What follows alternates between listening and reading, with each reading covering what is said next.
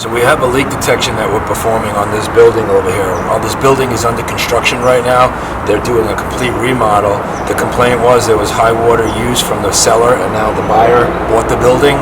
They're remodeling. This is our plumbing coming in. So there's two buildings on this property. Right now we have our water stubbed up, and that's where our water stubs out, and it's valved to go to the back building. When we shut off the front building, our meter keeps spinning so that we know our issue is to do with the back building over there. When we shut off the back building, our meter stops running so that we know that our leak is somewhere between here and the back building.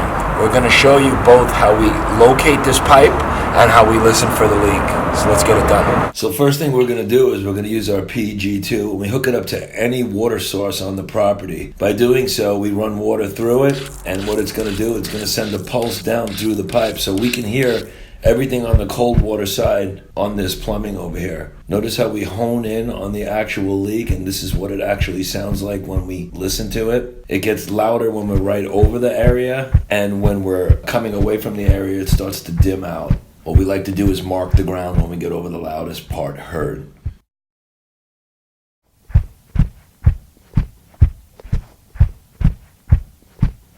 Next thing we're going to do is we're going to use our pipe probe from the Plumbers Kit, and we're going to listen to every stub up. So in this building we have 2 bathrooms, we have toilets. So we listen to the angle stop on these toilets, and again we have 2 bathrooms and we have spigots on both sides. Here we're hearing the actual leak when we touch the cold water side. Next thing we're going to do is we're going to hook up our rig and we're going to pump it through the easiest access point. On this, it's going to actually be a hose spigot, and then we're going to take our deck plate and we're going to listen for that specific boil. Check it out.